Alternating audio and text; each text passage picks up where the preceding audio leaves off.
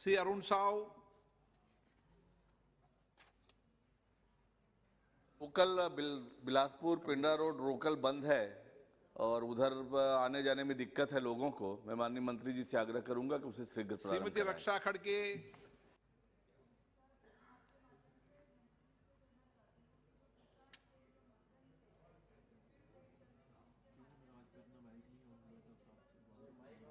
वो हर देश में पहुंच रहे तो इससे आगे भी एक्सटेंड किया जाए क्योंकि इसकी परमिशन सिर्फ मार्च तक की थी। श्री दानिश अली जी। धन्यवाद। माध्यम से मंत्री जी को बधाई देना चाहता हूं। आज जो आंकड़े रेलवे के प्रस्तुत किए वाकई एक ऐतिहासिक है। अगर ये आंकड़े सच्चे हैं तो देश वाकई बहुत आगे बढ़ेगा रेल के मामले में। श्रीमती लेकिन श्रीमति बी सत्यवती खत्म। जो है दिल्ली तक एक एक्सप्रेस ट्रेन का स्टॉप बी है सत्यवती। और thank you very much. Bombay जो है sir, thank you. Direct via Amroha जो है एक मुरादाबाद से मुंबई के लिए ट्रेन वाया अमरोहा डायरेक्ट चलाई जाए। बहुत बहुत धन्यवाद। Sir, thank you very much. My request to the Honorable Minister for a regular train from Visakhapatnam to Varanasi and stoppage of Ratnachal Express at Elementary Railway Station. Thank you very much. Prabhakar Reddy. अभी हैदराबाद से दिल्ली तक अभी तक भाषण में हमारा मंत्री जी का बहुत सारा भाषण सुना है, मगर साउथ इंडिया से नॉर्थ इंडिया आज तक एक स्पीड का ट्रेन भी और एक बुलेट ट्रेन भी नहीं है। पूरा जितना भी ट्रेन है पूरा ट्रेन और गुजरात अहमदाबाद दिल्ली फिर मगर साउथ इंडिया से नॉर्थ इंडिया के हाई स्पीड का बुलेट ट्रेन चलाने का बहुत इम्पोर्टेंट है साहब, इसके ऊपर ध्यान रखना है। नमस्कार अध्यक्ष महोदय जी। सर नमस्कार। माननीय रेलवे मंत्री जी यहाँ पर विराजमान है। मैं सबसे पहले तो आपसे निवेदन करना चाहूँगा कि कोरोना के समय पर काफ़ी ट्रेनें रद्द कर दी गई थी अस्थायी रूप से, उनको पुनः संचालित किया जाए। हमारे पास में सभी इलाके के लोगों के आवेदन आते हैं कि इन ट्रेनों को पुनः संचालित किया जाए। उसी के साथ साथ मेरा एक छोटा सा निवेदन है कि अलवर एक बहुत ऐतिहासिक शहर है जी। सबसे पहले मैं धन्यवाद देना चाहता हूँ माननीय मंत्री जी को, उन्होंने पूरे हिंदुस्तान का ख्याल रखा है। सर मैं झंझारपुर से आता हूँ। झंझारपुर और लोखा जो नेपाल पर अवस्थित है, नेपाल के बॉर्डर पर, तो आग्रह करना चाहूंगा माननीय मंत्री जी से कम 10 सालों से काम सर बंद पड़ा हुआ है, उनको चालू करें। धन्यवाद सर। सर मैं निवेदन करना चाहूँगा कि अलवर से राजधानी गुजरती है जो कि जयपुर जाती है। राजधानी का स्टॉपेज अलवर में जरूर करें क्योंकि अलवर बहुत पौराणिक शहर है और अलवर में बहुत बड़ी इंडस्ट्रियल एरिया है, बहुत बड़े उद्योगपति अलवर में डेली आते जाते हैं, तो आप राजधानी का स्टॉपेज अलवर के अंदर जरूर स्थायी करें। धन्यवाद। माननीय मंत्री जी आपसे निवेदन है, सुने ना उसको ध्यान भी देंगे उम्मीद है। पिछले बजट में आपने सहजनवा से दोहरी घाट को नए रेल लाइन प्रोजेक्ट में उसको आपने स्वीकृति दी थी। मैंने उसके लिए माननीय प्रधानमंत्री जी को भी और आपको आपके ऑफिस में जाके बधाई दिया था। उस पर धन का आवंटन मात्र 1000 रुपये हुआ है। आपसे सादर आग्रह है क्योंकि पूरे पेपर में पूरे सभी जगह ये जा गया है माननीय मंत्री जी, इस पर प्लीज़ कृपया ध्यान देकर इस प्रोजेक्ट को आगे बढ़ाने का कृपया करेंगे। बहुत बहुत धन्यवाद। राहुल कसवा जी।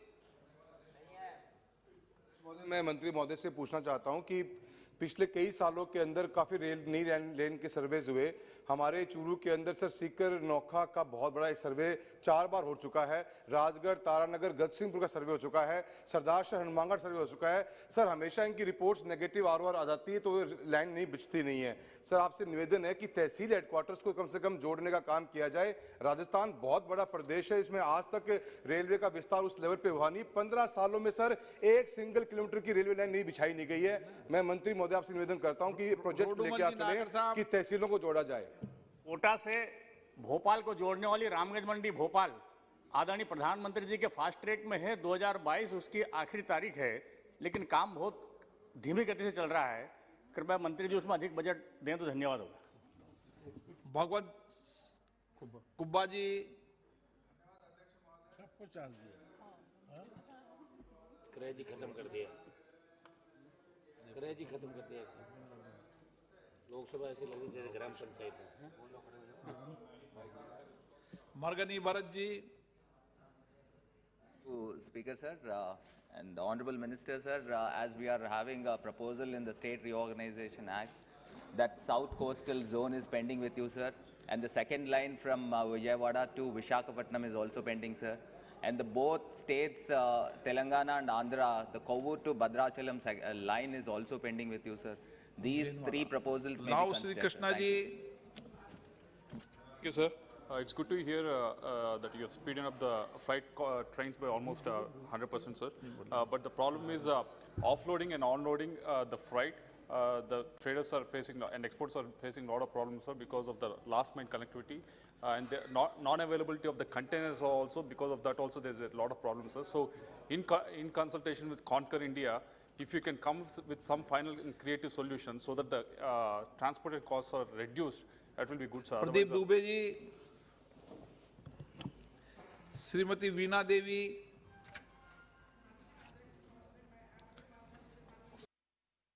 क्योंकि जल्द से जल्द हमारे सुगौली या वैशाली से सुगौली चलाने के लिए धन्यवाद। दुबे जी। अध्यक्ष जी, इस देश के सारे अंतर्राष्ट्रीय हवाई अड्डा रेल सुविधा से जुड़ा है। 2017 से डीपीआर बन के और आज तक वो प्रोजेक्ट शुरू नहीं हुआ।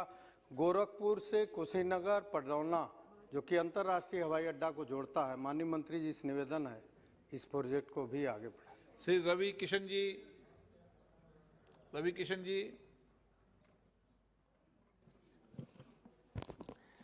धन्यवाद महोदय, आपने मुझे बोलने का मौका दिया और मैं रेल मंत्री जी को दिल से धन्यवाद देना चाहता हूं। सारी उपलब्धियां जो हो रही हैं, एक्सीडेंट्स की मात्रा जो कम हुई है हर तरीके से, और उन्होंने हमारी एक निवेदन पर गोरखपुर से हमसफ़र ट्रेन भी शुरू किया, तो मैं समस्त गोरखपुर और जौनपुर से लोग सभी लोगों की तरफ से मैं उनको आभार, अपनी सरकार को दिल से धन्यवाद। 2 मांगे हैं मेरी, 2-3 मांगे हैं, मैं तुरंत रखना चाहता हूं। गोरखपुर से दिल्ली तक वंदे मातरम ट्रेन की आवश्यकता है। गोरखपुर से एक पूरी नई रेलगाड़ी चल जाए तो हर हर महादेव हो जाए। गोरखपुर से देहरादून चलाने वाली साप्ताहिक ट्रेन तो बड़ी डिमांड है, क्योंकि गोरखपुर इस वक्त पूरा बहुत ही तरक्की की तरफ है। गोरखपुर से मुंबई एक गरीब रथ ट्रेन चल जाए तो बहुत अच्छा हो। धन्यवाद। राजीव प्रताप रूडी जी। सीआर ने एक प्रस्ताव भेजा है मेमू शेड के लिए, और उत्तर बिहार के लिए जो मेट्रो रेल की स्थापना करनी है उसके लिए जमीन का अभाव था। जो छपड़ा में स्थित सोनपुर के निकट पहलेजा घाट में जो सरकारी जो रेलवे की जमीन है उसका प्रस्ताव भारत सरकार में निर्माण के लिए आया हुआ है। मैं माननीय मंत्री जी से कहूंगा जो ईसीआर का जो प्रस्ताव प्रताप सिन्हा जी उसको पूरा करा जाए। Speaker sir, I would like to thank our honorable Railway Minister Piyush Goyal ji for sanctioning a satellite railway station for Mysuru. But the state government will give the land for free and bear 50% of the cost only for the construction of new broad gauge lines, sir. But not for constructing a satellite railway station. So I request the honorable Railway Minister to give the money to acquire the land, sir. KP Yadav ji. मेरे लोकसभा क्षेत्र गुना में चंदेरी एक प्रसिद्ध नगरी है। वहाँ के लिए रेलवे लाइन की मांग कई वर्षों से चली आ रही है। मैं भी पिछले 2 साल से मांग कर रहा हूँ, अगर चंदेरी को ललितपुर से चंदेरी होते हुए पिपरई तक रेलवे लाइन से जोड़ दिया जाए तो अति कृपा होगी। दुलार चंद गोस्वामी जी। धन्यवाद अध्यक्ष महोदय। कटिहार रेल डिवीजन से कटिहार कुमेतपुर, कटिहार से मुकड़िया और कटिहार से जोगबनी रेल लाइन का दोहरीकरण किया जाए। आलोक सुमन जी। धन्यवाद अध्यक्ष महोदय। मैं माननीय रेलवे मंत्री जी से आग्रह करता हूं कि मेरे संसदीय क्षेत्र गोपालगंज के थावे जंक्शन पर वॉशिंग पिट बनाई जाए ताकि वहां से दिल्ली एवं महानगरों के लिए ट्रेन चलाई जा सके। धन्यवाद। श्री अर्जुन मीणा जी। महोदय, उदयपुर से अहमदाबाद जो ब्रॉड गेज का काम लगभग 70-80% हो चुका है। जो अहमदाबाद से डूंगरपुर तक का CRS हो गया है, वहाँ पे नई रेलगाड़ी चलाई जाए, मंत्री महोदय से निवेदन है। धन्यवाद। राम कृपाल यादव जी।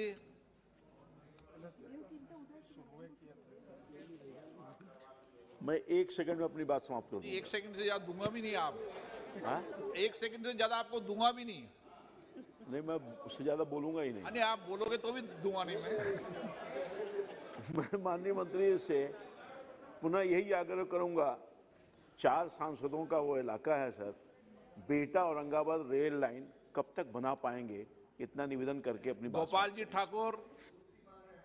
आदरणीय अध्यक्ष महोदय, माननीय मंत्री जी को बधाई देना चाहता हूं। 34 ईस्वी में जो मिथिला 2 भाग में था, 87 वर्ष बाद उन्होंने कोसी पर रेल महासेतु बना करके आज मिथिलावासी को सौंपने का काम किया। यह श्रद्धेय अटल बिहारी वाजपेयी जी के द्वारा शिलान्यास किया था। तो हम चाहेंगे, माननीय मंत्री जी से आग्रह करना चाहेंगे आपके माध्यम से, जो अटल सेतु के नाम से उस सेतु का नामांकन हो और दरभंगा के 10 आरओबी जो पेंडिंग पड़ा हुआ है उस आरओबी का काम प्रारंभ करवावे। P Ramulu. Thank you sir.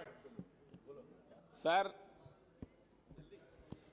Gadwal Macherla Telangana state वो रेलवे के न्यू रेलवे लाइन के लिए 40 इयर्स से कोशिश कर रही, ट्राई कर रही। आप रिक्वेस्ट कर रही रेलवे मिनिस्टर को वो सैंक्शन करे तो हमारा एरिया में अभी तक रेल नहीं देखा सब हमारे लोगों। पशुपतिनाथ सिंह जी। अध्यक्ष महोदय, माननीय रेल मंत्री जी को बधाई दूंगा कि रेल में अमूल परिवर्तन पूरे देश में किया है, लेकिन हमारा धनबाद मंडल देश में सबसे अधिक पिछले वर्ष कमाकर 13,000 करोड़ रुपया दिया, लेकिन उसके अनुसार रेल सुविधा माने ट्रेन सुविधाओं में तो वृद्धि हुई है, स्टेशन का नवीकरण या यह सब में वृद्धि हुई, लेकिन उससे मंत्री जी से यही आग्रह करेंगे कि एक समीक्षा कर ट्रेन की मांग को पूर्ति करें। सुदर्शन भगत जी।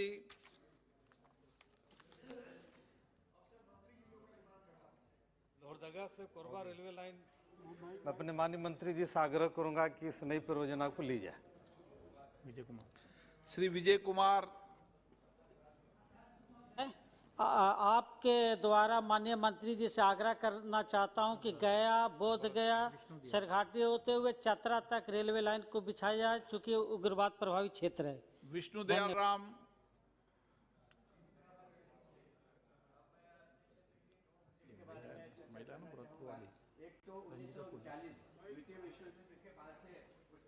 होते आ रही है, लेकिन आज तक नहीं बना।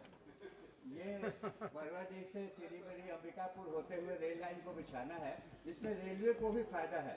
अध्यक्ष जी, इसमें रेलवे को भी श्रीमती रंजीता कोहली। CIL से और होम मिनिस्ट्री से पैसा रेलवे ले सकता है। धन्यवाद अध्यक्ष महोदय।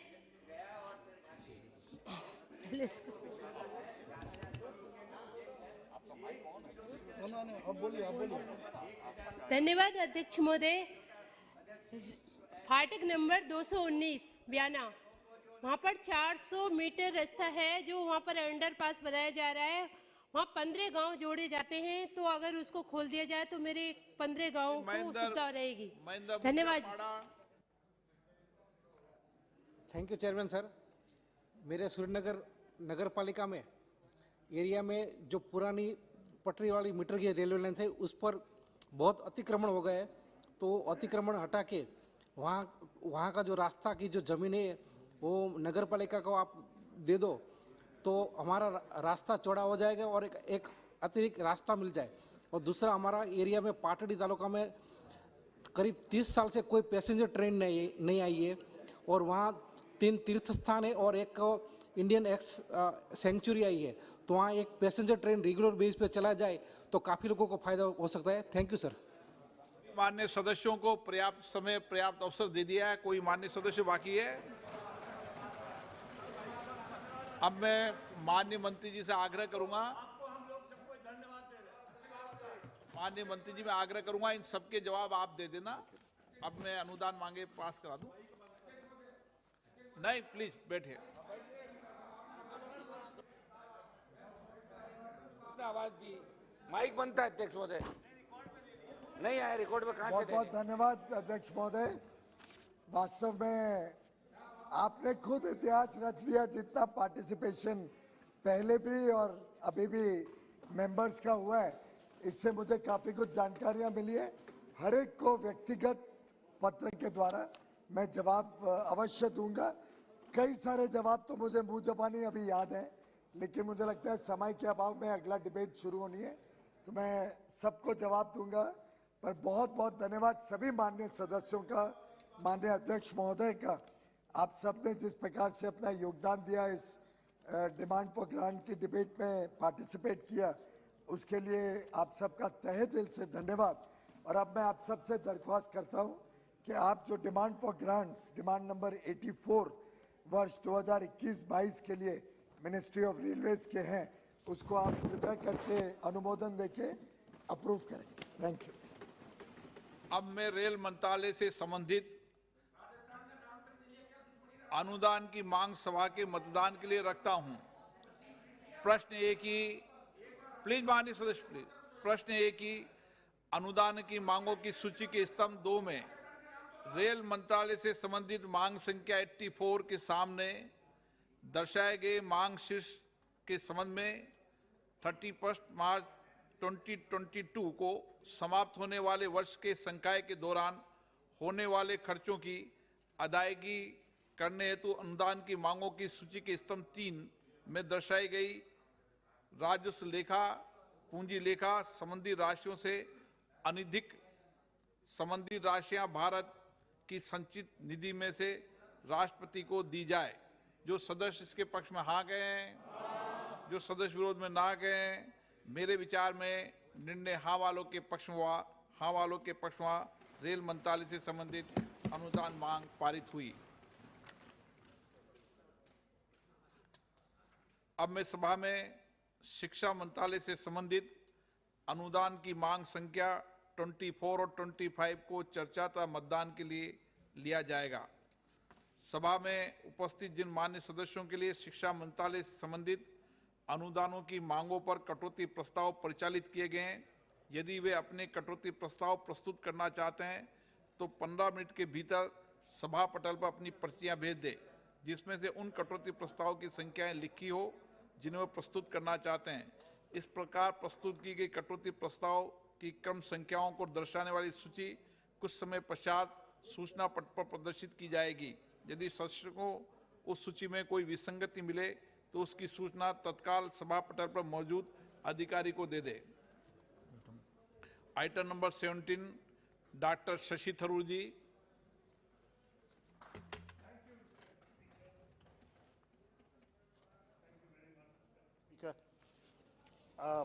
I do want to thank very much the Honourable Minister and congratulate him for rolling out the long overdue National Education Policy 2020, 34 years after its predecessor in 1986.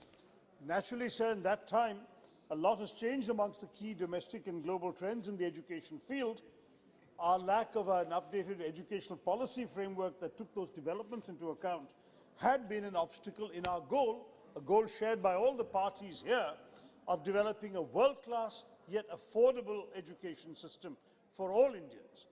And I must say that I want to thank particularly Dr. Pokhriyal, because having been in that ministry before his time, I've had the pleasure of meeting him, discussing in great detail at his own welcome the ideas and issues that we both share on moving forward with education.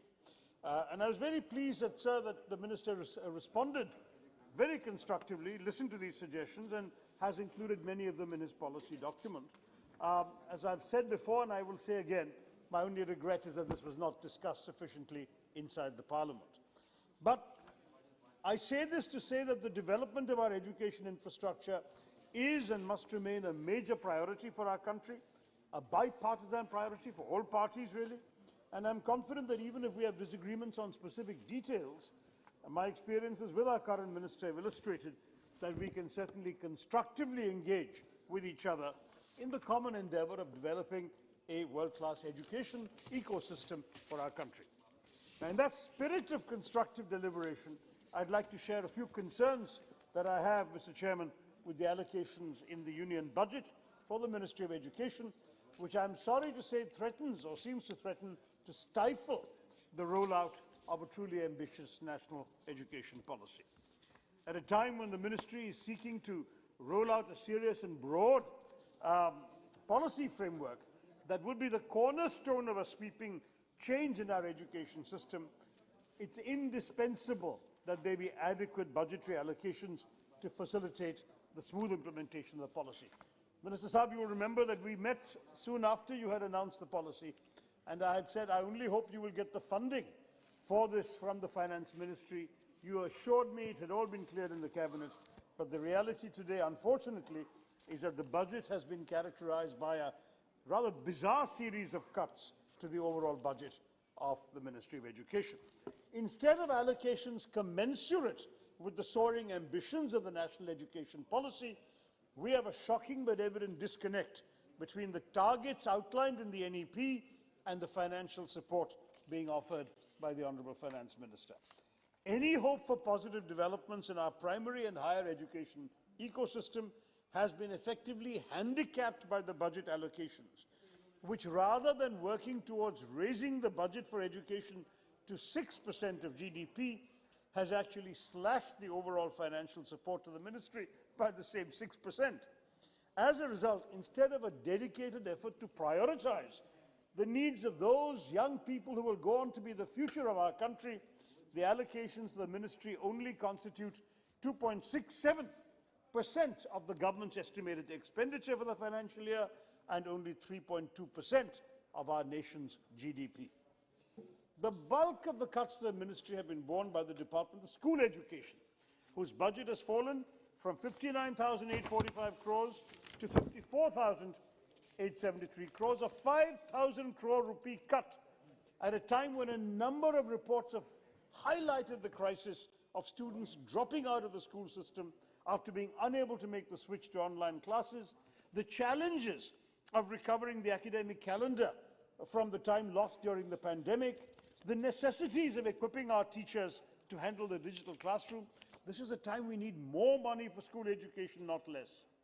Despite the NEP framework rightly recognizing the invaluable contributions of the Samagra Shiksha Abhiyan in developing an equitable primary education ecosystem and affording access to the most vulnerable of Indian students, what we are seeing, sir, is sadly that the allocations have betrayed these expectations.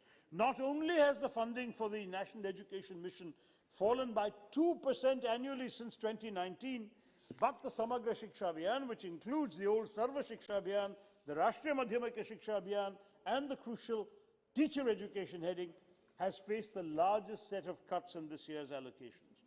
The merger of three schemes into one was done with the aim of developing a more holistic approach to school education, but severely cutting the funding is the clearest message this government can send about the approach it wishes to take. Now, the Finance Minister announced 100 new Sainik schools in partnership with NGOs, private schools, states, and so on. On paper, welcome development, but a recent document issued by the Navodaya Vidyalaya Samiti that has since been withdrawn suggests this may simply be an excuse to rebaptize some existing Jawahar Navodaya Vidyalayas as Sainik schools. To make matters worse, there is neither any information about funding for these schools in the budget, nor did the Honourable Finance Minister take cognizance of the severe financial distress being faced by the existing Sainik schools. There are multiple Sainik schools in the country that are already not receiving adequate funding from the Ministry of Defence, including one in Karakutum in my constituency, which has produced many a general. These are on the verge of closure. These Sainik schools are producing army cadets and officers that the entire country should be proud of, and yet they've been left with poor infrastructure, rotting away in some instances. The burden on the parents to meet the costs of these Sainik schools is increasing unsustainably. You will forgive me, Mr. Chairman, if I challenge the government to fulfill this announcement by providing adequate funding to rescue the existing Sainik schools that are in distress, and then to establish even just 10 new Sainik schools, not the 100 you have promised, without renaming any of the Navodaya Vidyalayas, which are doing their own work properly. We have to face the reality, Mr. Chairman. For the Finance Ministry, the numbers suggest that education is not a priority for this government, nor are systematic cuts to the Ministry of Education a new story. Just last year, the Standing Committee on Human Resource Development had highlighted that the allocations for the Department of School Education was 28% less than what the minister had asked for. 28% they didn't give him. Similarly, the committee had noted that the Samagra Shiksha scheme had not been backed by the funding that the ministry had outlined.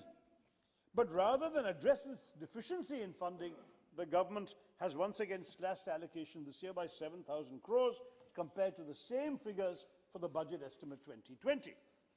Now, these cuts, Mr. Minister, are of serious concern to us, since it puts the fate of the laudable targets that you have announced for the NEP in jeopardy. The aspirational quality of the minister's document will mean little if its aspirations are not matched with funding for implementation. Already there are targets that many of us have pointed out may not be realistic. But with these budget allocations, they definitely look beyond possibility, let alone plausibility. For instance, the NEP sets out a target of achieving a gross enrollment ratio, GER, of 50% in higher education by 2035, 14 years from now.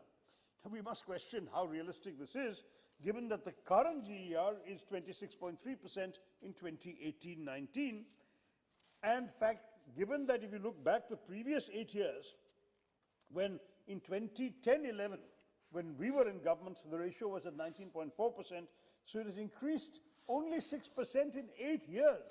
How are you going to double it in the next 14 years? I don't understand. In fact, the GER for male Indians has actually stagnated in 2018-19. The UGC had set a target of 30% by 2020-21. Mantri Saab can tell us, have we come anywhere close to it? No. And the fact is, it's unlikely to be met in the immediate future. To double the current GER by 2035 in the face of such cuts seems to me to be a completely unattainable dream. Similarly, the Prime Minister eloquently argued that under the new policy, a child can pursue music and mathematics altogether at the same time. Very good. Will the government also help both the teachers and the parents to understand who will bear the extra financial burden that these wonderfully expensive pursuits will bring with them? Will every school be equipped with the necessary music equipment, music teachers, faculty, arrangements, primary setup? If so, where is the money for all this in the present budget? भाषण में तो एक चीज कह सकते हैं, लेकिन पैसे कहाँ हैं, यही मेरा प्रश्न है. Mr. Chairman, enrollment is only half the battle. Equally important is the challenge of student retention, a challenge that this budget has made only more difficult for the ministry. Key schemes like the national program of midday meals in schools, which despite the closure of schools spent much more money than was budgeted during the pandemic year, are now, when schools are reopening, actually facing budget cuts.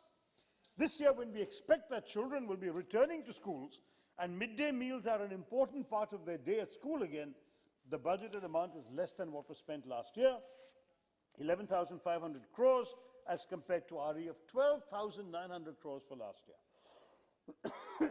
So, surely to get some children to return to schools and stay there and ensure that they're not lost from our education system altogether, these systems require bigger allocations. Similarly, scholarships are often the only means for economically disadvantaged students to attend classes have been affected as well. No wonder that the glaring lack of inclusivity that has been exposed by the pandemic with respect to education and access to education will only get accentuated with the reduction in allocations to scholarship schemes of the government. The National Means Cum Merit Scholarship Scheme, designed for deserving students who do not have the financial means to complete their education, which is a fundamental principle of the Minister's NEP, has seen a reduction of 3% in its allocation. The National Scheme for Incentive to Girl Child for secondary education. This is a very important scheme. It's seen its budget slashed from 110 crores last year to 1 crore this year. Now, this is a scheme that focuses on young girls hailing from SC/ST communities, individuals hailing from families that are most vulnerable to dropping out of secondary school, and in a year in which many girl children will have had to take up domestic chores because they're stuck at home thanks to the pandemic lockdown, or activities away from their education, the government in its wisdom has decided to almost completely eliminate the budget for this national incentive scheme for girl children. I think the minister will have to explain to his finance minister what the problem is with this kind of approach. Now, these vulnerable communities have also in many cases been the primary victims of the serious digital divide that has been exposed by the pandemic. As classes shifted online, not only were our teachers, overworked and underpaid as they are, ill-equipped to handle such a significant change, but our experience only demonstrated that online learning in its current form is exclusionary and discriminatory. It should be a matter of great shame for all of us that even in my own state of Kerala, which is supposed to be an educational beacon for the country, we had incidents like that of the death of a school topper, a class 10 student to hail from a Dalit family in dire economic conditions, because when classes shifted online, father was a daily wage earner, he had no wages coming in during the pandemic and the lockdown, so they were unable to give her a smartphone to follow online classes. The state government, having realized this, started showing some of the online classes on television, but the family didn't have a television. The one that was available to them was broken. They couldn't afford to repair it. And you know what? This girl, in grief at missing her classes and not being able to keep up with her better-off classmates, took her own life, a class topper. Similarly, many of you have read in the newspapers about the mathematics student at LSR College in this city, in Delhi, who was academically brilliant, recipient of a government scholarship, but chose to take her life apparently on the grounds that she did not have the resources to buy a laptop. Her scholarship payments were delayed by the government, and she felt that she did not want to be a financial burden to the family. These are crucial issues, Mantri Sahab, and I'm sure that the finance ministry ought to be listening to these very, very important concerns. So, Mr. Chairman, when I tell these stories, these two young women were not just bright sparks in their own right, but in many ways they represent the future of our country, a future that in their cases was destroyed by our inability to provide sufficient safeguards against the disturbances caused by online classes.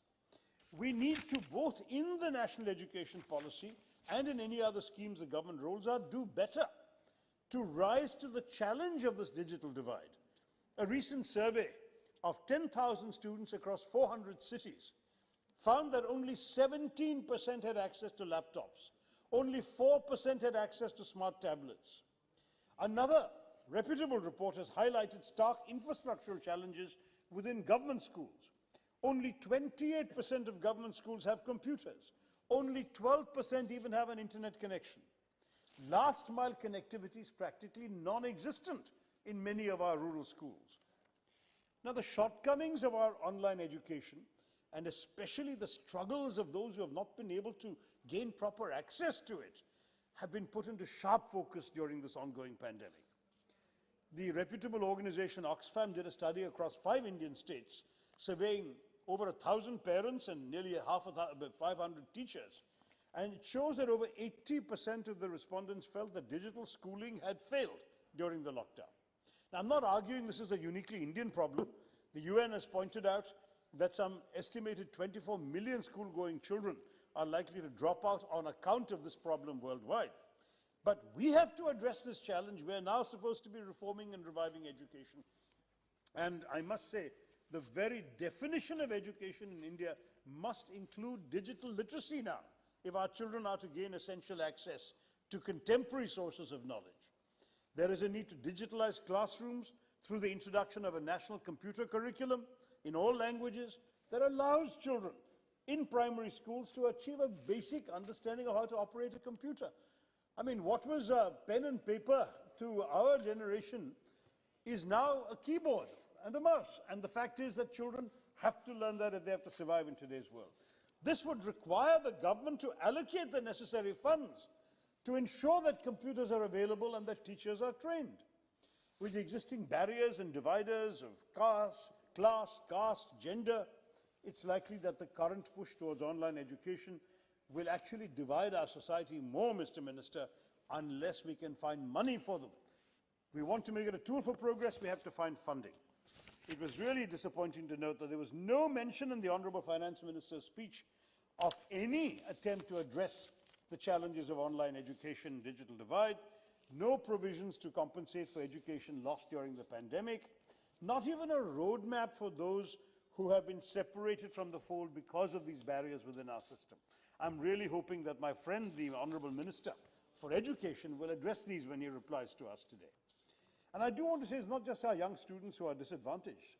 The burden of transitioning from a physical classroom to a virtual space has been equally shared by our teachers as well. We certainly welcome the increased allocations under the head of teacher training, but even there, this is only 250 crores or 0.5% of the total budget of school education. So out of school education, 0.5% is the only increase given to teacher training. Surely the Honourable Minister would agree this is simply not sufficient to ensure that our teachers are well equipped to handle the classroom. Just last year, the Standing Committee had highlighted in its report that an estimated 23% of teacher posts under the Samagra Shiksha Abhiyan were lying vacant. The situation is likely to have worsened following the pandemic. But despite the NEP identifying teacher training as a critical component of our education ecosystem, there are few concrete steps to address the various challenges faced by our teachers in this budget. And, you know, the fact is that we do not have enough professors, researchers, scientific scholars in our university system either. So it's not confined to school education alone. If our students are well served, our university teachers are also no less so. We don't make it attractive enough for others to join their ranks. Many qualified teachers are already leaving university jobs to join the remedial institutes set up by private companies, where conditions and rewards are much better.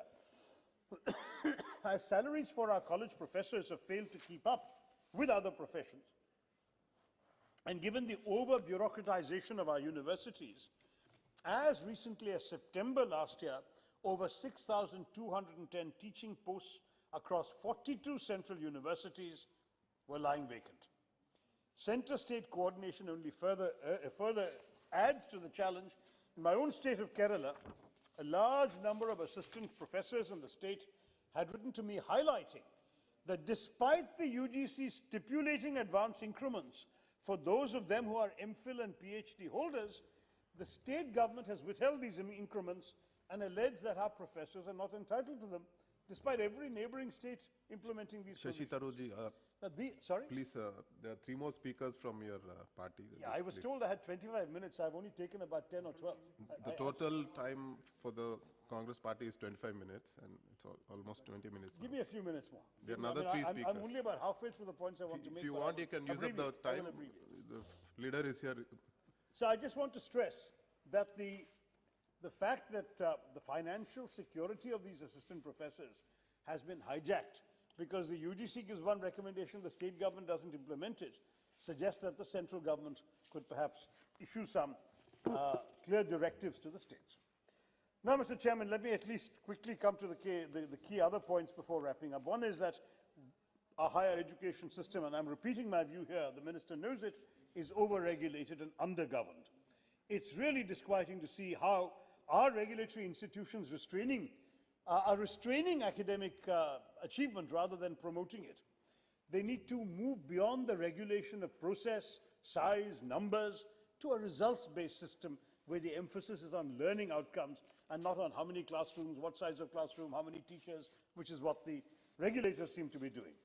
In this context, it's disappointing to note that the allocations for the Department of Higher Education have fallen by roughly 1,000 crore to 38,350 crore this year, including significant cuts for schemes like the Higher Education Funding Agency, whose allocations have fallen from 2,000 crores again to 1 crore.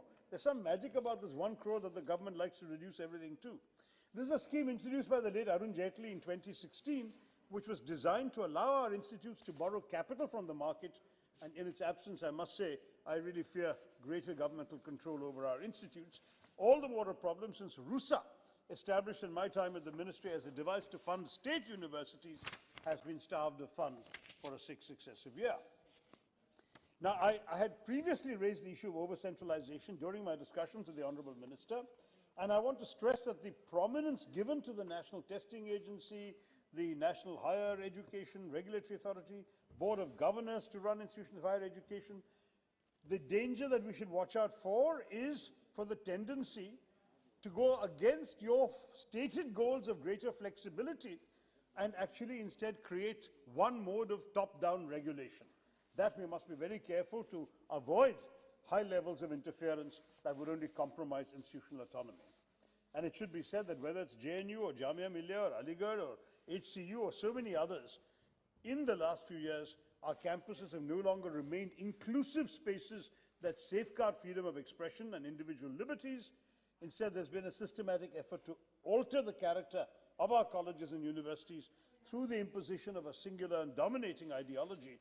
That's not just an assault on the soul of free, diverse, and inclusive India, but I think will deprive our young people of the opportunity to access spaces where the social barriers of class and caste are left behind, where they can lead an empowered life, where narrow-minded identities are replaced by willingness to embrace differences and cherish diversity of thought and belief. This is ultimately the real training ground for our next generation of leaders.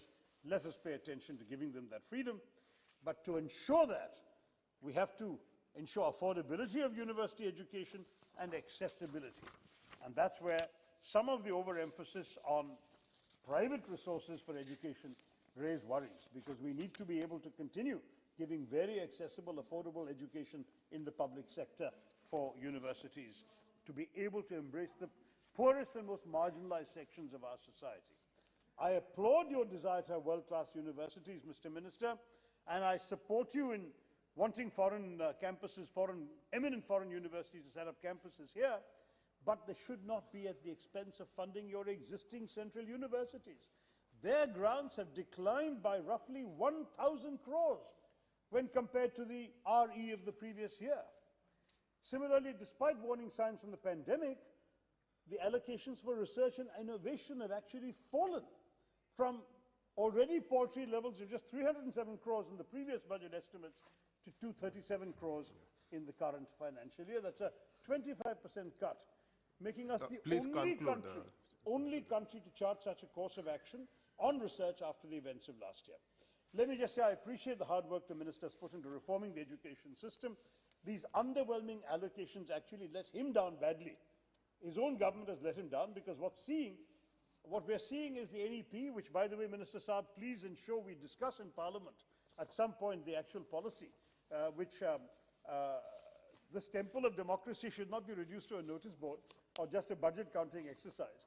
But I do want to say that since our higher education has been so process-oriented and outcome deficient, we need to really make an effort to ensure that, that your ministry's requirements are properly funded.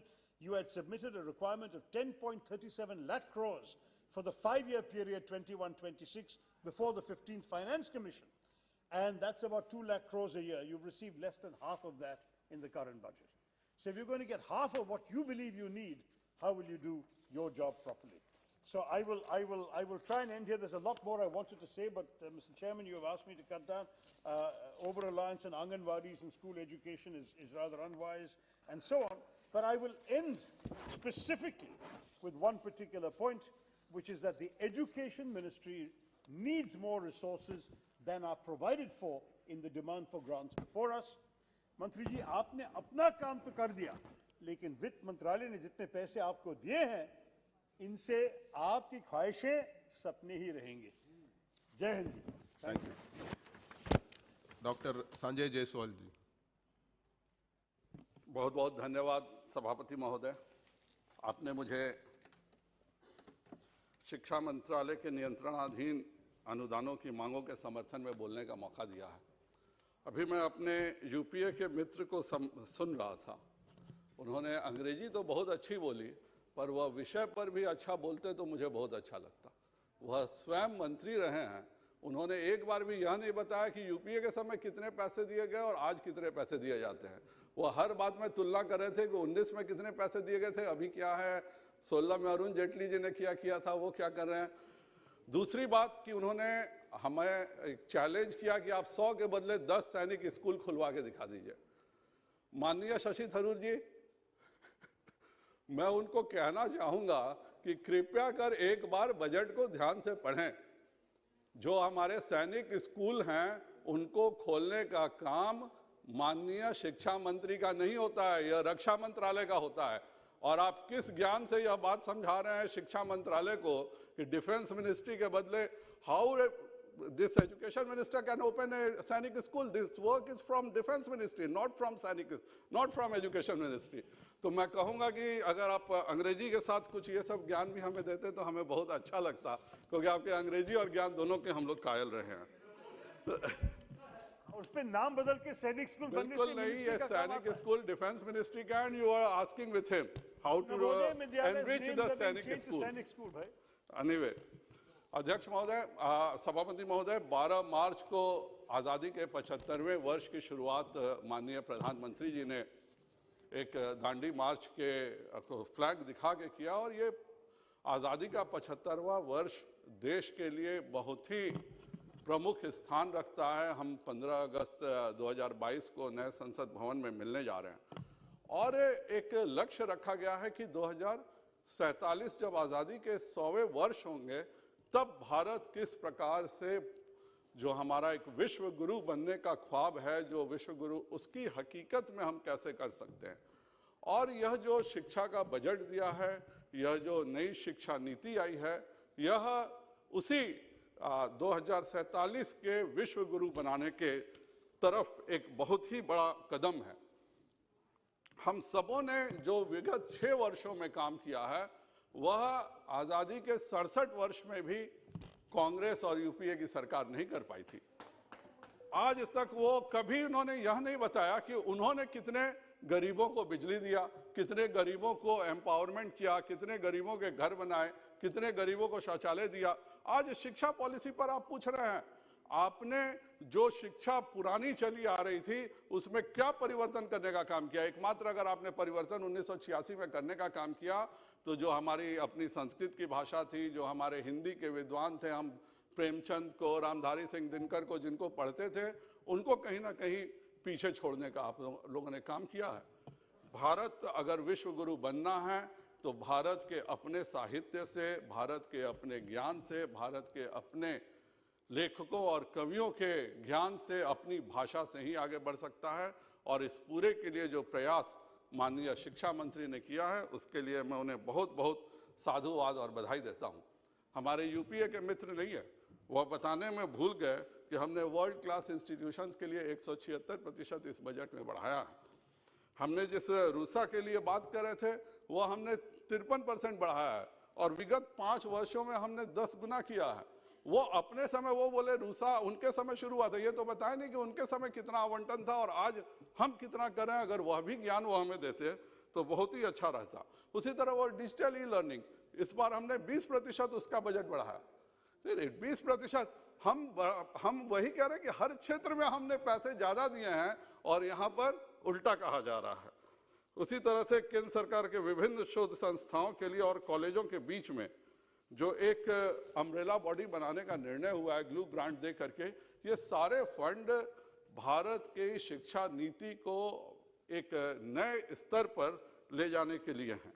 इस budget में सर्वाधिक ध्यान अगर दिया गया है तो हमारे करोड़ों युवाओं को अनुशासन, जिज्ञासा, रचनात्मकता और उनके विकास के प्रति समर्पित यह पूरा का पूरा बजट है।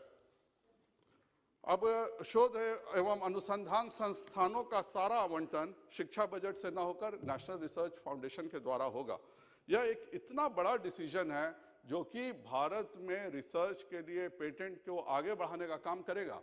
यह पहली बार है कि 2019-20 में जिसकी बात कर रहे थे, हम 1 से 10 में पेटेंट के रजिस्ट्रेशन में आ पाए। कभी भी भारत पेटेंट में सबसे पीछे हो जाया करता था। अब हम उस पर आगे बढ़ने का काम करना हम शुरू कर दिए हैं, और इस वर्ष भी 10,000 करोड़ का अलॉटमेंट यह बताता है कि भारत सरकार अपने अनुसंधान के प्रति, अपने रिसर्च के प्रति कितनी सिंसियर है।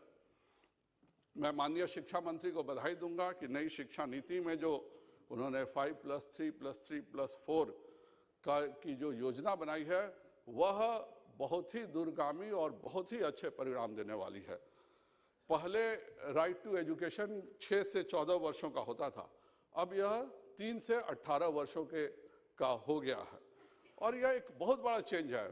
मैं एक प्रोफेशनली डॉक्टर हूं और हम लोग अच्छे से इस बात को जानते हैं कि किसी भी मानव के पहले 6 साल तक 85% कॉग्निटिव डेवलपमेंट होता है और उस 6 वर्षों के बाद अगर आप प्राथमिक शिक्षा शुरू कीजिएगा तो वो एक आप बहुत बड़ी अपॉर्चुनिटी आप लूज कर जाते हैं। यह पूरे मेडिकल साइंस में पेट स्कैन के माध्यम से सब जगह से यह प्रूफ किया जा चुका है। इसलिए मैं माननीय शिक्षा मंत्री को बधाई देता हूं कि इस नई शिक्षा नीति में जो उन्होंने 3 वर्ष से ही बच्चों की शिक्षा शुरू की है और वह पूरी की पूरी शिक्षा नॉन फॉर्मल ढंग से अपनी मातृभाषा में करनी होगी करेंगे और यही बच्चे को आगे भविष्य के लिए सक्सेसफुल करेगा, क्योंकि अपनी मातृभाषा में अगर नॉन फॉर्मल ज्ञान मिलता है तभी वो बच्चा ज़्यादा सीख सकता है। वो घर पे जाएगा, घर पे सीखेगा कि चिड़िया उड़ रही है और स्कूल में जाके बर्ड इज फ्लाइंग, तो बेचारे को ना बर्ड समझ में आ रहा है ना फ्लाइंग समझ में आ रहा है,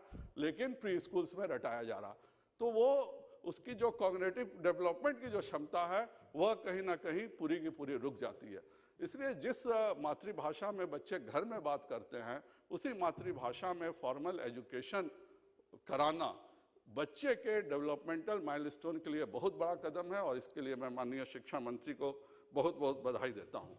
उसी तरह से स्वस्थ शरीर में स्वस्थ दिमाग का भी वास होता है और जिस पोषण अभियान जो भारत सरकार ने शुरू किया है और उसके तहत जो अच्छे कार्य कर रहे हैं, बच्चों को खाना देने की बात हो रही है और इतना ही नहीं, अब तो हम आगे बढ़ के मिड डे मील के बाद ब्रेकफास्ट की भी बात करने लगे हैं। तो यह सब बताता है कि क्योंकि जब बच्चा हेल्दी नहीं रहेगा तो हम बहुत सारे डेवलपमेंटल माइलस्टोन्स मिस कर जाते हैं। इसलिए भी मैं भारत सरकार को, माननीय प्रधानमंत्री श्री नरेंद्र भाई मोदी जी को इस चीज़ के लिए बधाई दूंगा कि शिक्षा, पोषण, स्वास्थ्य सभी को एक साथ एक समग्र रूप में सोचने का जो कार्य किया है। पहले ये सब अलग अलग साइलोज में होता था, ये सबों को एक साथ ध्यान देना एक बहुत ही बड़ा कदम है। अभी बात कर रहे थे कि बहुत सारी दिक्कतें हुई हैं, एडमिशन कम हुआ है। माननीय भूल गए कि 2020-21 में आरटी के अंतर्गत 43,72,72,000 बच्चों का नामांकन हुआ है। यह उनके समय में 18 लाख भी नहीं था। तो ये जो नई शिक्षा नीति पर जो इस भारत सरकार ने ध्यान दिया है, यह उसी का नतीजा है।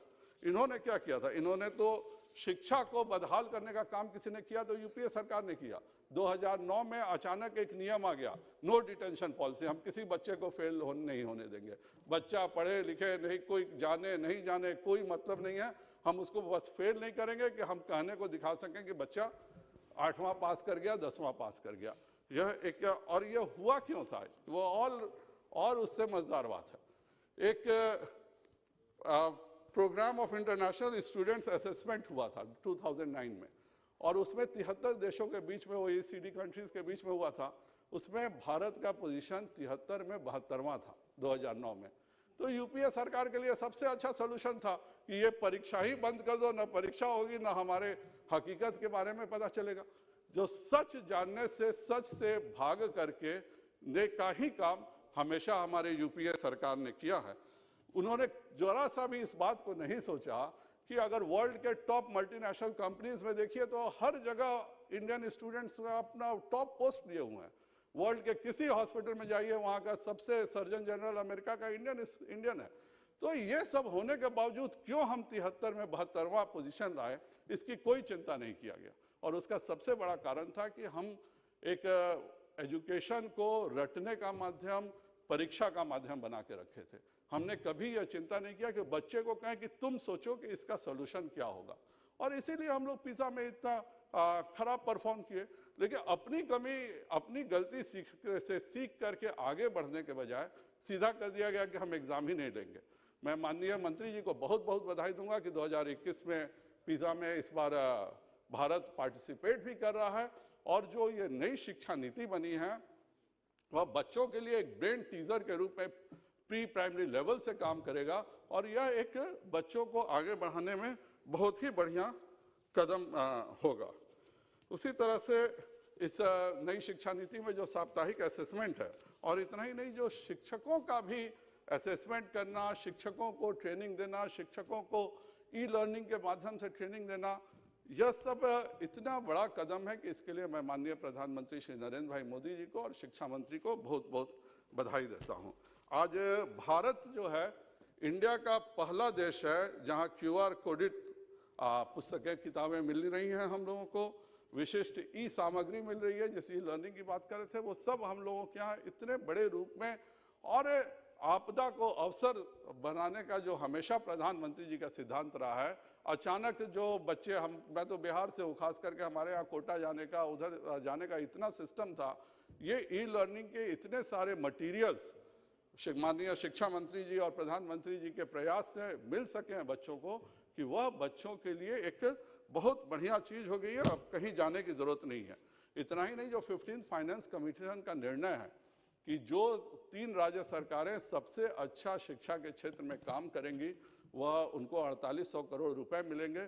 यह एक प्रोत्साहन देने का बहुत ही अच्छा फैसला है। और इसके साथ ही जो 3 राज्य सरकारें नीचे के पायदान से सबसे अच्छा परफॉर्मेंस देंगी, उनको भी इस योजना में जो शामिल किया गया है, उसके लिए भी मैं माननीय शिक्षा मंत्री जी को और वित्त मंत्री जी, प्रधानमंत्री जी को बहुत बहुत बधाई देता हूँ। NCERT में जो बस्ते का वजन कम करना है, उसको लिए तो अच्छा फैसला है ही, पर मैं देख रहा हूँ कि शिक्षा मंत्री जी, एक जो पहले एक फैशन था विदेशियों को महिमा मंडित करने का, उसके खिलाफ और उससे भारतीयों को भारतीयता के बारे में ज़्यादा बताना और उसको आगे बढ़ाने का काम जो शिक्षा मंत्री कर रहे हैं, वह बताता है कि इन्होंने जीवन में जो 100 पुस्तकें लिखी हैं, उसका ही नतीजा है, 100 से ज़्यादा पुस्तकें लिखी, उसका ही नतीजा है कि यह शिक्षा की सोच है। हमारे बच्चे से पूछा जाए बैटल ऑफ सरायगढ़ क्या है, कोई नहीं बता पाएगा। क्या वो नहीं बता पाएगा कि असमियों ने किस तरह से आदिवासियों ने मुगलों के खिलाफ लड़ाई लड़ा, लेकिन मुगल किस मोहल्ले में क्या किए, यह पूरा के पूरा इतिहास है। जो हमारे यहाँ विदेशी आक्रांता थे, उनके बारे में इतिहास पढ़ाया जाता है, पर उनके खिलाफ जो हिंदुस्तानियों ने उनके खिलाफ जो लड़ाई किया, उसके बारे में कहीं ना कहीं हम पीछे छूट जाते हैं। और इसका कारण एकमात्र है कि हमारे पुरानी सरकार ने यह मान लिया कि मैकाले की जो शिक्षा है वो वही शिक्षा उचित है। उस समय तो यह फैशन था यह बताना, क्योंकि उनको अपनी शर्मिंदगी छुपानी थी कि हम देश पर राज कर रहे हैं, इसलिए उन्होंने मुगलों को महिमा मंडित किया। और कहीं ना कहीं उसी जाल में हमारे अपने भी किताब लिखने वाले और इतिहासकार फंस गए। मैं माननीय शिक्षा मंत्री जी को बहुत बहुत बधाई दूंगा कि वह भारतीयों के संघर्ष का, भारतीयों के प्रति जो इस देश में भारतीयों का योगदान रहा है, उसको उन्होंने काम किया। मैं आज किसी बच्चे से पूछिए कि कालिदास कौन था, तो 90% तो जानेंगे ही नहीं, कि कभी नाम ही नहीं सुने कालिदास कौन था। जो जानेंगे तो वो बहुत शान से बोलेंगे, he was Shakespeare of east.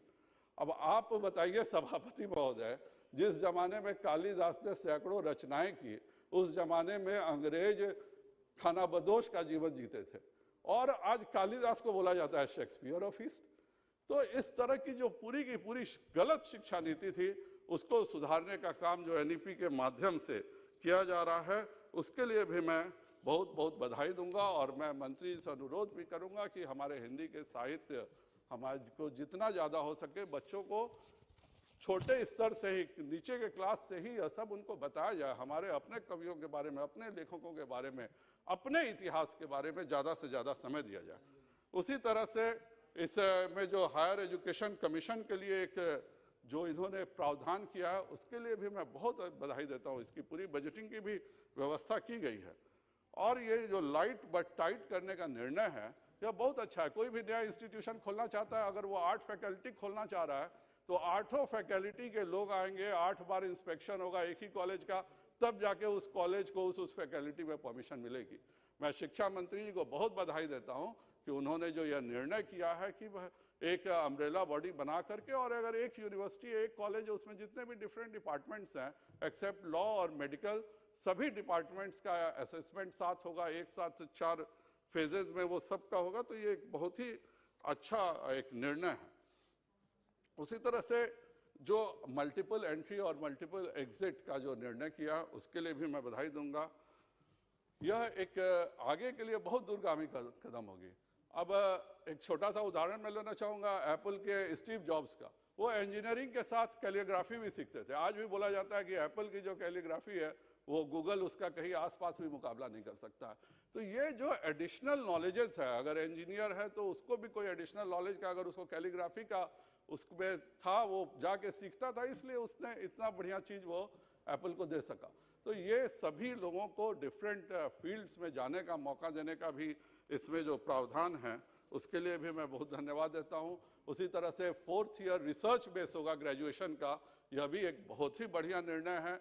केवल पढ़ाई, केवल लिखन से यह देश आगे नहीं बढ़ सकता है। हमें इस बात की चिंता करनी पड़ेगी कि हम ज़्यादा से ज़्यादा लोगों को रिसर्च के लिए, ज़्यादा से ज़्यादा एमफिल के लिए भी जो बात कर रहे थे अभी माननीय जी, उसका भी 1 साल अब रिसर्च पे जाएगा। तो ये बहुत बढ़िया निर्णय है। इसी से देश हम जहां पहुंचाना चाहते हैं 2047 में वहां पहुंच पाएगा। इसके लिए भी मैं माननीय शिक्षा मंत्री जी और प्रधानमंत्री जी को बहुत बहुत धन्यवाद देता हूं। उसी तरह से पहले 960 स्कूलों में व्यावसायिक शिक्षा होती थी, अब 10,859 स्कूलों में हो रही है। सभी स्कूलों में खेल के लिए बजट का प्रावधान दिया जा रहा है, लाइब्रेरी के लिए प्रावधान दिया जा रहा है। हमारे 4,315 करोड़ रुपए दिए गए हैं 158 केंद्रीय शिक्षण संस्थाओं के लिए, जिसमें कि 2,14,766 आर्थिक रूप से कमजोर वर्ग के लिए अपॉर्चुनिटीज़ का सृजन किया गया है। ये सब बजट के बहुत ही अच्छे प्रावधान हैं। SC ST छात्रों के लिए भी पोस्ट डॉक्टोरल फेलोशिप 38,500 से बढ़ाकर 47,000 प्रतिमाह कर दी गई है। हमारे national mission of quantum computing and technology में 8,000 करोड़ रुपए दिए गए हैं। यह एक आर्टिफिशियल इंटेलिजेंस, ये चीज़ें ही भारत का भविष्य को तय करेंगी। इसमें जिस तरह से उन्होंने अच्छे काम किए हैं, 20 मेरू विश्वविद्यालय हेतु भी 1,000 करोड़ का आवंटन किया गया है।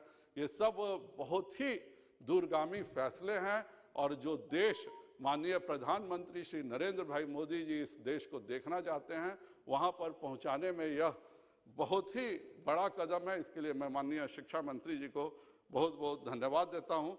इसके साथ मैं कुछ सुझाव भी देना चाहूँगा। माननीय शिक्षा मंत्री जी, हमारे यहाँ जो कस्तूरबा गांधी ने पहला विद्यालय खोला था, वह मेरे यहाँ बेसिक स्कूल के रूप में वृंदावन में खोला था। आज उसकी व्यवस्था जीर्ण शीर्ण है। समझ में नहीं आता है कि मैं कला संस्कृति में जाऊं, गांधी शांति प्रतिष्ठान के द्वारा वह रन होता है। तो मैं कहूँगा कि जब आज़ादी के 75वें साल में दांडी मार्च को इतना प्रोमिनेंस दिया गया है, तो 1938-39 में महात्मा गांधी जहाँ रहे थे, जहाँ कस्तूरबा गांधी जी ने पहला बेसिक स्कूल खोला था, जहाँ 127 विद्यालय महात्मा गांधी के कहने से उन बेसिक स्कूल्स को खोला गया है। उन स्कूलों में हम लोग 5 साल से स्ट्रगल करके टीचर्स तो ले आए हैं, लेकिन जो पहला विद्यालय था उसकी आज भी व्यवस्था अच्छी नहीं है। मैं आपसे अनुरोध करूंगा कि आज़ादी का 75वां वर्ष जब 2022 में पूरा हो तो इस विद्यालय को शिक्षा मंत्रालय टेकअप करे और कस्तूरबा गांधी ने पहला बालिका विद्यालय जिसको खोला था, जहाँ पे पहली बार यह हुआ था कि बच्चे एजुकेशन के साथ स्किल ट्रेनिंग लेंगे। और यही बात आज से फिर 80 साल बाद प्रधानमंत्री श्री नरेंद्र भाई मोदी जी ने लागू की कि स्कूल में बच्चों को एजुकेशन के साथ स्किल ट्रेनिंग मिले। तो महात्मा गांधी की उस धरोहर को एजुकेशन के लिए जरूर आप विचार करेंगे और बेसिक स्कूल्स के लिए आप अलग से व्यवस्था भी देंगे और कस्तूरबा गांधी के पहले बालिका विद्यालय के लिए भी आप कुछ अलग से करेंगे, इसकी मेरी आपसे अपेक्षा है। दूसरी अपेक्षा है कि आपने जब इतनी अच्छी एजुकेशन पॉलिसी बनाई है तो हमें कोचिंग इंस्टीट्यूशंस का कुछ करना ही होगा। जब हम छात्र थे तो हमसे बोला जाता था जब आप 12th पास कर लिए तो कोचिंग करो, मेडिकल और इंजीनियरिंग में एंट्रेंस करना। उसके बाद हम लोग देखने लगे कि 11th 12th पढ़ो और कोचिंग करो। फिर कुछ दिनों पहले देखने लगे 9th 10th 11th 12th साथ करो और कोचिंग में पढ़ाई करो, तभी तुम मेडिकल या जेईई में जा सकते हो। अब मैं देख रहा हूं कि क्लास 6 से कहा जा रहा है कि if you want to get your son और daughter to be in medical और engineering then you start learning him at an early stage. अब कुछ दिन में तो ऐसा हो जाएगा कि कोचिंग सेंटर मेडिकल और इंजीनियरिंग के क्या क्लास 1 से शुरू होंगे। इस बात पर सोचने की आवश्यकता है। जब आप इतना अच्छा ई लर्निंग कर रहे हैं, जब आप इतने अच्छे से पूरी की पूरी शिक्षा नीति लाए हैं, तो 10वां से पहले कोई भी मेडिकल इंजीनियरिंग शब्द का भी प्रयोग किसी कोचिंग संस्थान में नहीं हो। यह भी देखना इस देश के भविष्य के लिए जरूरी है। बच्चे अगर 12 घंटा 16 घंटा कोचिंग और स्कूल में रहेंगे तो उनका डेवलपमेंट क्या होगा, वो किस तरह से नई सोच पर कर पाएंगे।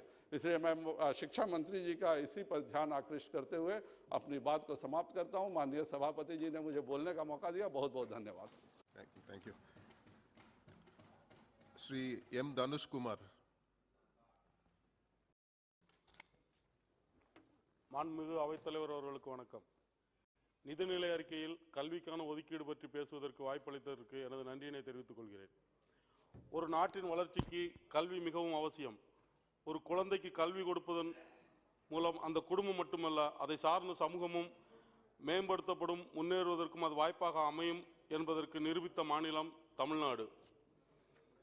பெரியார் அவர்களின் சமூக நீதி மூலம் தாழ்த்தப்பட்டோர், ஒதுக்கப்பட்டோர், விளிம்பு நிலையில் உள்ள மக்கள் கல்வி மூலம் உயர்த்தப்பட்டனர். அறிஞர் அண்ணா மற்றும் முத்தமிழறிஞர் கலைஞர் அவர்களால் கல்விக்கு முக்கியத்துவம் கொடுக்கப்பட்டு இன்று தமிழகம் ஒரு முன்னேறிய மாநிலமாக தற்பொழுது இருப்பதற்கு இவர்கள் இருவரும் முக்கிய காரணமாக உள்ளனர். உலகில் வேறு எங்கும் இல்லாத விதமாக 1 கிலோமீட்டருக்கு ஒரு துவக்கப்பள்ளி, 3 கிலோமீட்டருக்கு ஒரு நடுநிலைப்பள்ளி, 5 கிலோமீட்டருக்கு ஒரு உயர்நிலைப்பள்ளி, 7 கிலோமீட்டருக்கு ஒரு மேல்நிலைப்பள்ளி என்ற திராவிட முன்னேற்ற கழகத்தின் கொள்கை முடிவின் காரணமாக கிராஸ் என்ரோல்மெண்ட் ரேஷியோ என்று சொல்லப்படும் பள்ளி கல்வி முடித்து கல்லூரி செல்வதற்கான சதவீதம் தமிழகத்தில் 49% உள்ளது. வளர்ந்த நாடான அமெரிக்காவில் இந்த சதவீதம் 46% தான் உள்ளது. இந்திய நாட்டின் GER 26%. தமிழகம் வளர்ந்த நாடான அமெரிக்காவையும் இந்திய சராசரியும் ஒப்பிடும்போது மிக உயர்ந்த மாநிலமாக விளங்குவதற்கு திராவிட முன்னேற்ற கழகம் ஆட்சியில் இருந்த பொழுது எடுத்த நடவடிக்கைகளே காரணம். ஆனால் அதையே காரணமாக வைத்து கல்விக்கான தமிழகத்திற்கு உண்டான போதுமான நிதியை வழங்காமல் வஞ்சிக்கின்றது மத்திய அரசு. ஏற்கனவே மாநில பட்டியலில் இருந்த கல்வியை மத்திய அரசு பொதுப்பட்டியலில் கொண்டு வந்து மாநிலத்திற்கு உண்டான அதிகாரங்களை பறித்து அண்ணா கண்ட மாநில சுயாட்சி கனவை நீர்த்து போக செய்துள்ளது. இதை திராவிட முன்னேற்ற கழகம் வன்மையாக கண்டிப்பதுடன் வரவிருக்கின்ற சட்டமன்ற தேர்தலில் எங்கள் தலைவர் தளபதி மு.க. ஸ்டாலின் வெளியிட்டுள்ள தேர்தல் அறிக்கையில் மீண்டும் கல்வியை பொதுப்பட்டியலில் இருந்து மாநில பட்டியலுக்கு மாற்ற தேவையான அனைத்து நடவடிக்கைகளும் எடுக்கப்படும் என அறிவித்துள்ளார்கள். புதிய கல்விக் கொள்கை மூலம் குலத்தொழிலை மறைமுகமாக திணிக்க நினைக்கும் மத்திய அரசை வன்மையாக கண்டிக்கின்றோம். மத்திய அரசாங்கத்தால் தற்பொழுது இந்தியா முழுவதும் அமுல்படுத்தப்படும் மதிய உணவு திட்டம் முதலில் திராவிட முன்னேற்ற கழகத்தின் ஆரம்ப புள்ளியான நீதி கட்சி